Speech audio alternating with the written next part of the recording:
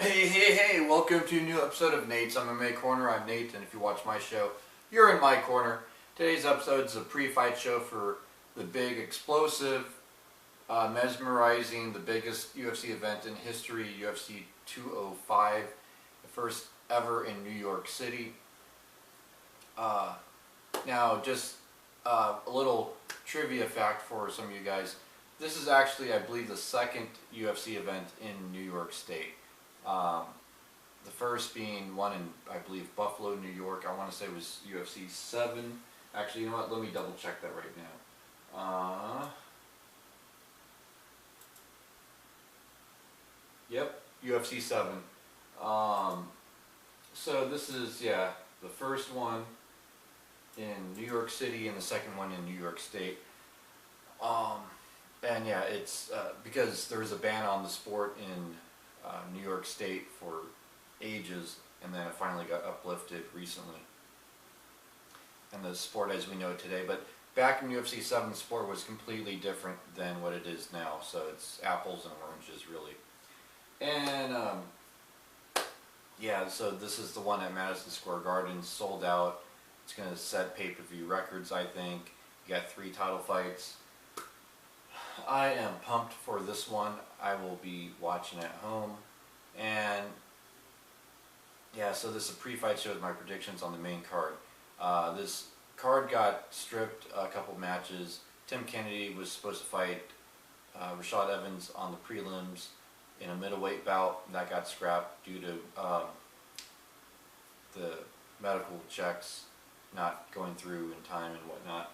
And then also, Kelvin Gastelum did not make weight in a welterweight clash with Donald Cerrone, so that got yanked off this card. So two fights missed off this card, but it's still slam, bang, packed to the Raptors, this card. And you still have 3 title fights on the main card, 5 fights altogether, and yeah, this pre-fight show the main card, so let's get started. Okay, so the one you've been all waiting for me to talk about, out of the 3 title fights, is the main event lightweight clash for the lightweight title. Eddie Alvarez, the lightweight champion UFC, defending his belt for the first time since winning from Rafael dos Anjos, against Conor McGregor, the featherweight champion UFC, going up 10 pounds to try to become a 2-division champion in the UFC at the same time.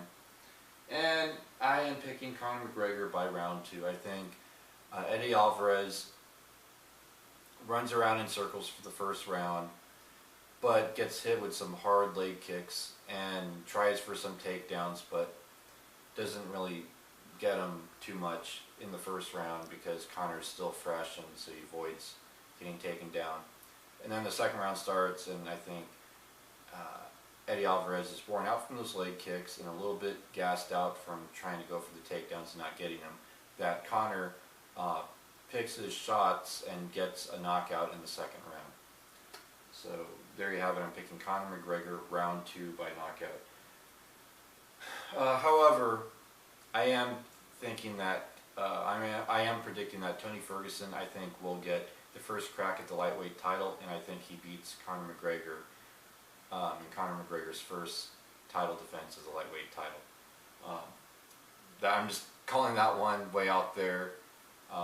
That's a possibility, I think. And then in the co-main event, we have a welterweight title fight with Tyrone Woodley defending his belt against Stephen Wonderboy Thompson.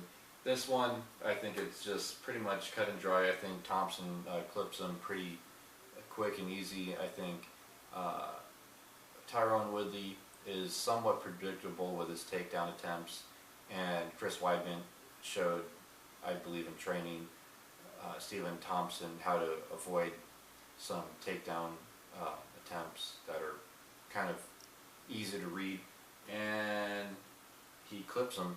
I think he maybe shoots for a double leg and then hits him with an uppercut as he's shooting for the double leg, or moves to the side and lands a head kick.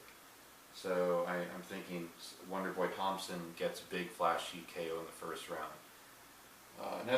Not to take anything away from Tyrone Woodley. He's a talented fighter. He he's much deserving of the belt, and I think he could get it back at some point in his career. But I think this Saturday it's Stephen Thompson's night to become the new UFC welterweight champ. And then also on the main card, a women's strawweight title fight with Joanna Jędrzejczyk and Karolina Kowalkiewicz. I believe I said that right. I'm picking Joanna to win by unanimous decision. I think she just outpoints. I think they're both great strikers. There's not a lot of ground game attempts, and what little ground game there is, they both eventually pop back up. I think Karolina may go for some takedowns, and her ground game is not as expertise, I think, as Claudia's. So how Claudia was able to get those takedowns, it won't be necessarily there for Karolina. And yeah, I think that Joanna was still able to get back up every time she was taken down by Claudia. So if she gets taken down by Karolina, she'll be able to pop up and keep it standing, which is her game. And I think she will get, you know, some good shots and outpoint Karolina and just edge out barely squeakable unanimous decision win. I think she could win by 48-47. Yeah, 48, yeah, probably I would say 48-47, 49-46 unanimous decision. I could see Karolina getting a round or two. Okay, then also on the main card, in the middleweight division, we have Chris Weidman versus Yoel Romero.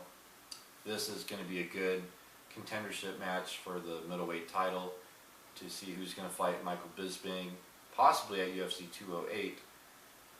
And I picked Chris Weidman by decision. I think Yoel Romero gasses out, and Weidman is able to deal with his wrestling in MMA. I think if this was a pure wrestling match, Yoel Romero would win by a landslide. However, because this is an MMA fight, Chris Weidman will stuff some takedowns, maybe even if he gets taken down, get some reversals, and then pop up, and then he's going to probably look to use his boxing, because Chris Weidman has pretty darn good boxing, and he's pretty speedy and good head movement, and he knows this. And Yoel Romero is pretty much a slugger, where he looks for that big overhand right, that big right hook, you know, that big jab to do some damage. And I think Chris Weidman will be smart enough to see it coming and squeak out a unanimous decision.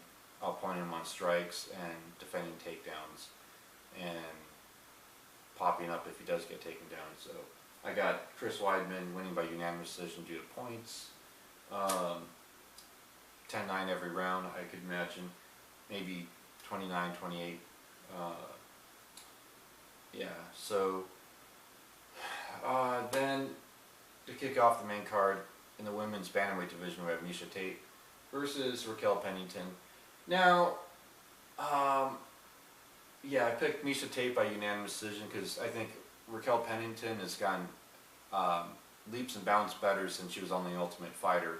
And I think Raquel Pennington is truly underrated in the women's bantamweight division. You can't overlook her. She is a dark horse. Yeah, she's just well-rounded. She can do good on the ground, and she can do good in the stand-up. But so can Miesha Tate, and Miesha Tate's a former champ. And I think Miesha Tate could take her down if she gets rocked in this case, because I think she does have the far superior wrestling. And Tate, yeah, gets it done due to maybe a takedown or two per round with not much happening in those takedowns, and she lands some heavy strikes in at least 2 of the 3 rounds, and route to unanimous decision victory for Miesha Tate. So there you have it. That wraps up my pre-fight show for UFC 205. Stay tuned in the coming days for my post-fight show of UFC 205 here on Nate's MMA Corner. So until then, see ya!